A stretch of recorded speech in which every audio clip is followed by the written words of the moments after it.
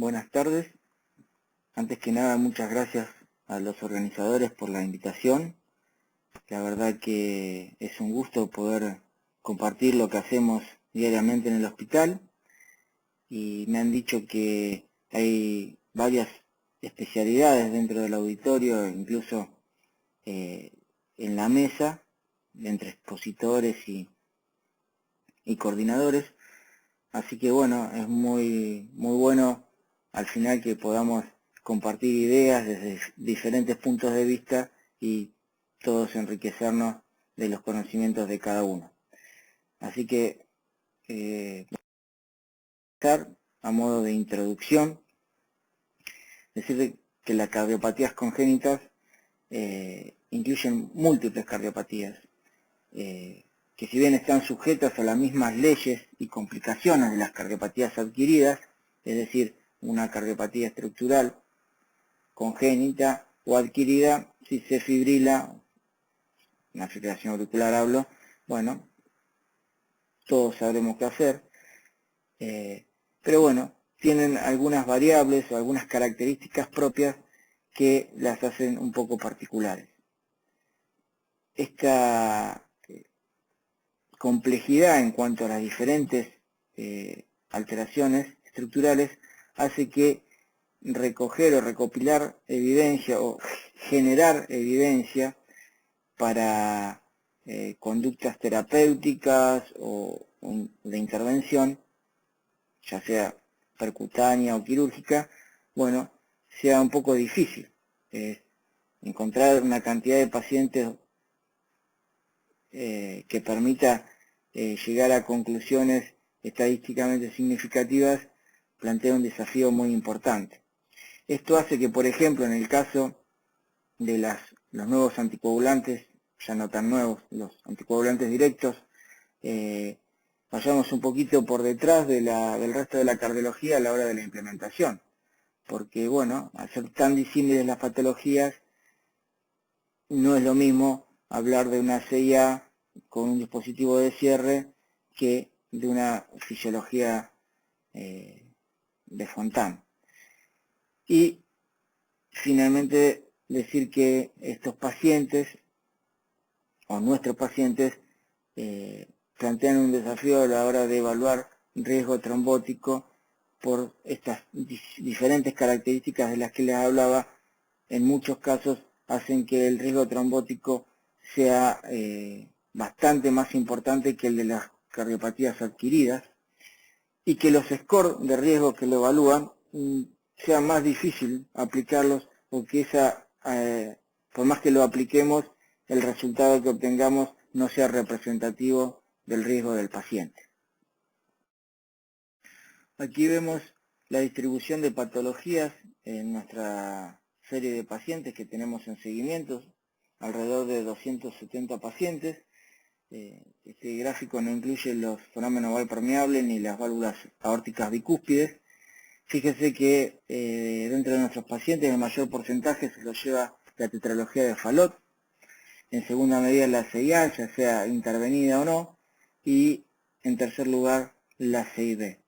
Pero lo que quería que vean era las diferentes patologías y este amplio abanico hace que sea bastante dificultoso llevar adelante estudios de intervención y mediante estos estudios llegar a conclusiones que nos permitan un manejo basado en la evidencia. Muchas veces lo que debemos hacer es traspolar la información que tenemos sobre las cardiopatías congénitas y llevarlas a nuestra práctica diaria de cardiópatas congénitos. ¿Por qué decimos que nuestros pacientes tienen alto riesgo trombótico? Bueno, porque depende de la patología, habrá algunas variables que potencian ya sea el riesgo protrombótico o el riesgo hemorrágico. Algunas tendrán cianosis, con lo que eso implica, y quizá ustedes seguramente me lo podrán explicar mejor de lo que yo se los puedo explicar a ustedes.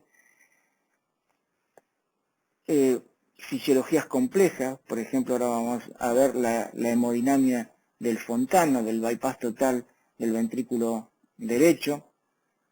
Hay perfiles clínicos diferentes, algunos de los cuales tienen mayor riesgo trombótico. La presencia de arritmias es una complicación que vamos a ver muy habitual en las cardiopatías estructurales congénitas.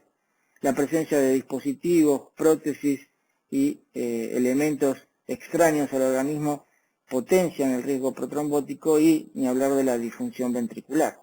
Esto hace que entre el 15 o 20% de nuestros pacientes requieran anticoagulación en algún momento del transcurso de su patología y un porcentaje no menor de casi el 20% requieren de antiagregación.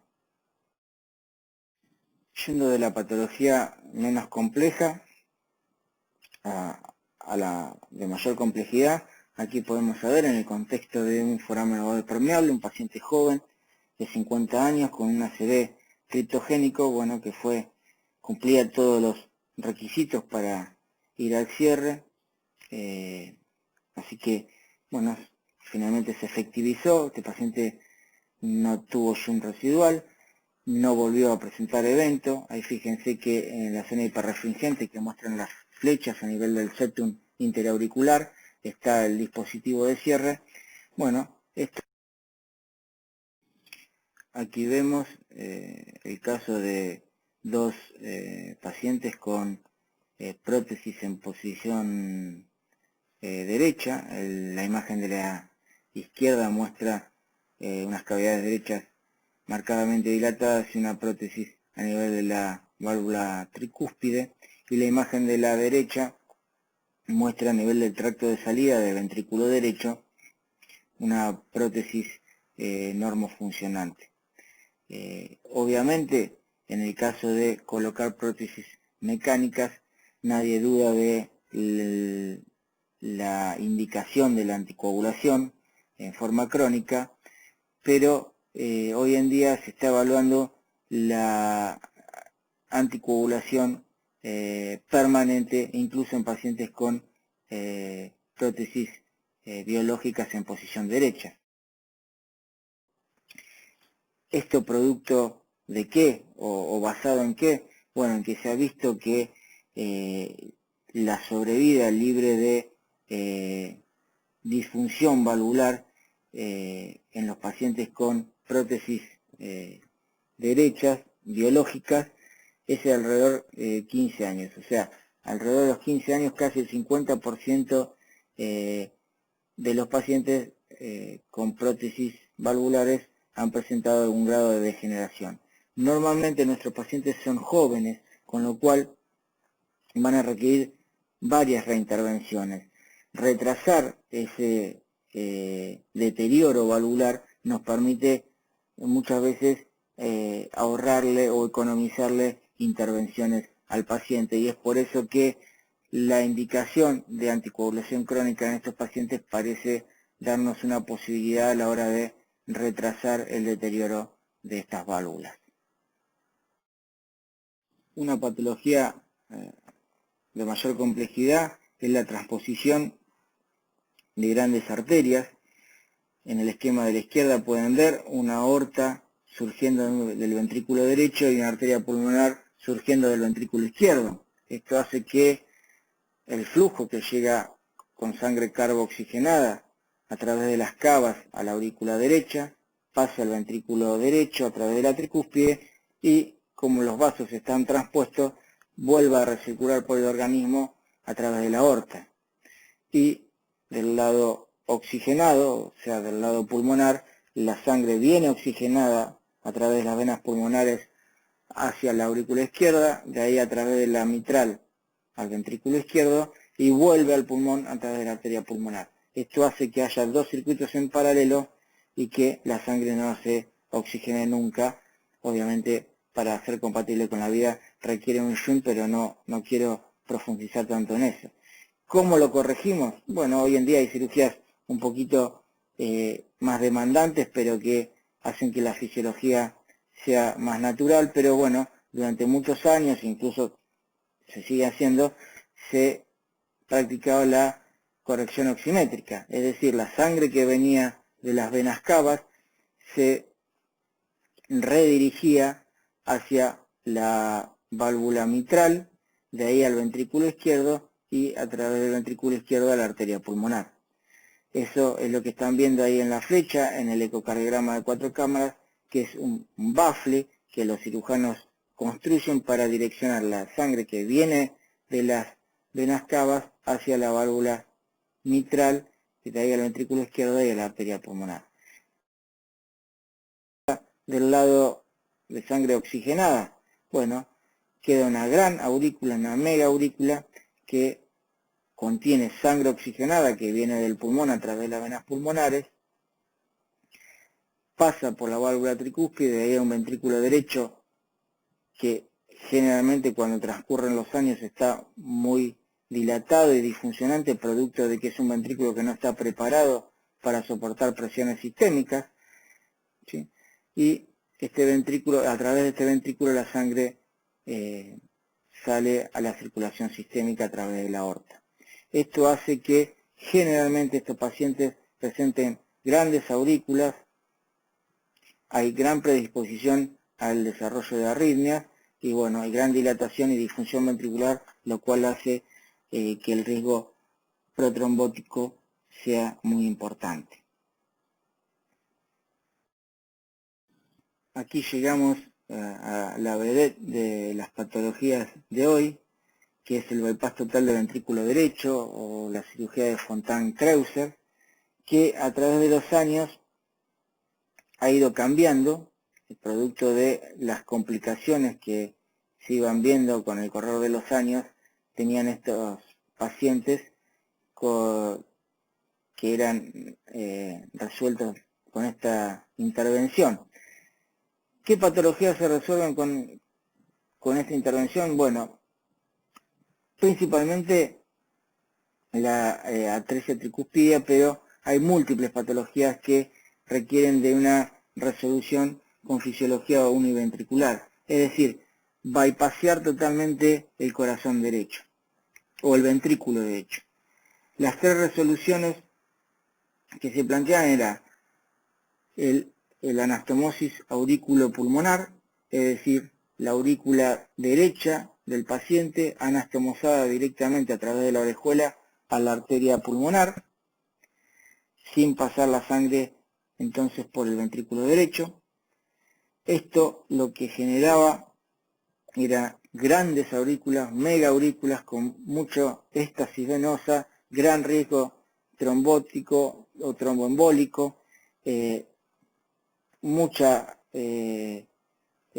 pacientes muy proclives a generar arritmia, con lo cual con el correr de los años se fue perfeccionando la técnica y lo que se hizo fue, para evitar este éxtasis, esta mega aurícula, crear un tubo con tejido auricular que se llama tubo lateral, y a través de ese tubo que transcurre por el interior de la aurícula derecha, ahí lo vemos en la imagen del medio, es que la sangre pasa desde las venas cavas, desde la vena cava inferior, perdón, a la arteria pulmonar, y la sangre que viene de la vena cava superior ya se la anastomosa directamente a la rama de la pulmonar. Esto también se vio que, si bien en mucha menor medida que la anastomosis atriopulmonar traía algunas complicaciones, bueno, se planteó la colocación de un tubo extracardíaco que bypassea totalmente, no solo el ventrículo derecho, sino también la aurícula derecha, que es la imagen de la derecha, que es un tubo que une la vena cava inferior directamente a la arteria pulmonar. Y ven que arriba está la vena cava superior ya anastomosada a la rama de la arteria pulmonar. ¿Y qué causa esta patología?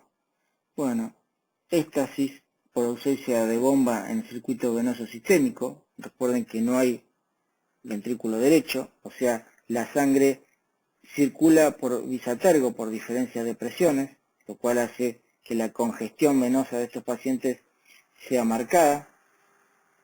Alteración en los niveles de factores coagulantes y fibrinolíticos por este mismo éxtasis puede llevar en la cronicidad a disfunción hepática y a pérdida de factores por enteropatía, que pierde proteínas, bajo gasto crónico, dilatación auricular, disfunción ventricular, como ya vimos, por este mismo bajo gasto, la adaptación de ese ventrículo único al bajo gasto crónico lo puede hacer disfuncionar. La presencia de arritmias en el largo plazo es casi condición sine qua non y obviamente estos pacientes no solo tienen alto riesgo trombótico o tromboembólico, sino también alto riesgo hemorrágico. Aquí vemos, este es un corte transversal, así como ven la línea horizontal roja. Fíjense que a nivel de lo que es la aurícula derecha, que es la cavidad de abajo a la izquierda, para los que no hacen eco, fíjense que hay una imagen redonda, ese es el tubo que está por dentro de la aurícula izquierda, lo ven también en la imagen de la derecha, perdón, de la aurícula derecha, lo ven también en la imagen de la derecha. En este caso observamos el tubo extracardíaco. Si bien la posición parece ser similar, en este caso el tubo está por fuera de la aurícula derecha. Ahí lo podemos ver en la imagen de la izquierda, cómo está por detrás de la aurícula derecha. Y en el caso de la imagen de la derecha, vemos el tubo y a través de su pared un flujo que sale del mismo hacia la cavidad cardíaca. Esto es una fenestra, es un orificio que se practica algunas veces cuando la presión en el sistema está elevada, ya sea por obstrucciones o por resistencia vascular pulmonar elevada. Bueno, muchas veces es necesario llevar adelante esta intervención para producir una descarga al sistema y que la sangre pueda circular con mayor facilidad. Como les decía, y este es un gráfico que vimos al principio, estos pacientes tienen casi todas las variables de riesgo protrombótico.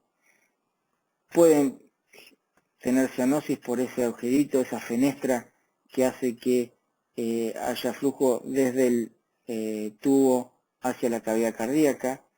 Tienen en muchos casos enteropatía perdedora de proteínas. La fisiología o la hemodinamia es muy compleja, la sangre transcurre o llega al pulmón solamente por diferencias de presión. Puede haber compromiso hepático, ya sea fibrosis, cirrosis o hepatocarcinoma, incluso insuficiencia hepática, con pérdida de las facultades sintéticas del hígado. Hay bajo gasto crónico. Estos dispositivos protésicos pueden ayudar a estimular la trombosis y obviamente el riesgo arrítmico siempre está presente. ¿Y cómo es el seguimiento de nuestros pacientes? ¿Qué es lo que hacemos diariamente en el consultorio? Los evaluamos en 3 esferas. Determinamos la capacidad funcional y vemos que se mantenga o que no haya variaciones con respecto a evaluaciones previas. Evaluamos la presencia de arritmias o el riesgo arrítmico y la presencia de alteración estructural o compromiso estructural. En cuanto a la capacidad funcional, hoy tenemos una herramienta que se ha vuelto indispensable, que es la prueba de ejercicio cardiopulmonar. Esto nos permite evaluar al paciente, obviamente teniendo en cuenta el contexto. Claramente no podemos comparar el resultado de un paciente con una CIA chica con respecto a un paciente con una Eisenmenger. Cada patología tiene su valor normal o su valor esperado normal y según eso es que evaluamos a nuestros pacientes. Pero no solo nos permite compararlo con los resultados habituales según patología, sino compararlo con él mismo en estudios anteriores. Y de esta manera evaluar la condición del paciente y planificar una sistemática de actividad física, lo cual nosotros pregonamos porque no solo mejora la patología, mejora su condición hemodinámica, sino que mejora la calidad de vida de los mismos. En cuanto a evaluar el riesgo arrítmico, durante muchos años las arritmias han sido la principal causa de muerte. Hoy en día lo siguen siendo para las cardiopatías cianosantes, pero desde hace algunos años, de finales de los 90, aquellos pacientes con cardiopatías no cianosantes, la patología coronaria se ha puesto primera en cuanto a causa de muerte y ha relegado al segundo lugar a las arritmias. Pero la verdad que la presencia de arritmias en nuestros pacientes es extremadamente frecuente y marca pronóstico, y es por eso que debemos no solo estar pasivos o encontrarlas, sino que debemos ir a buscar. En cuanto a la evaluación del compromiso estructural, obviamente huelga hablar de la ecocardiografía, que ha sido un pilar fundamental a lo largo de los años en la evaluación y en el seguimiento de nuestros pacientes, pero bueno, hoy en día tenemos otros recursos como puede ser la resonancia o la tomografía. Aquí estamos viendo una paciente con tetralogía de Fallot intervenida en la infancia, que hoy en día la estamos siguiendo por insuficiencia pulmonar severa y dilatación de las cavidades derechas. La resonancia nos permite hacer una evaluación muy exhaustiva de la función y de los volúmenes del ventrículo derecho y encontrar el mejor momento para indicar la intervención. Finalmente, a modo de conclusión, recalcar que estas patologías son muy disímiles unas de otras, con lo cual hablar de cardiopatías congénitas no es del todo adecuado. ¿Sí? Tenemos que ver cada patología en particular y manejarnos según la patología y no en la totalidad de las cardiopatías congénitas. Hay muy poca evidencia en general y muchas veces las maniobras terapéuticas que utilizamos las extrapolamos de las cardiopatías adquiridas. En lo que respecta a anticoagulantes directos, se están comenzando a estudiar, si bien aún no hay evidencia categórica, producto de estudios randomizados, hay registros multicéntricos y hay algunos estudios observacionales con resultados muy promisorios. Y finalmente recalcar que estas patologías tienen sobre todo las complejas o las de complejidad moderada, tienen una alta tasa de complicaciones y el seguimiento estricto es fundamental. Muchas gracias.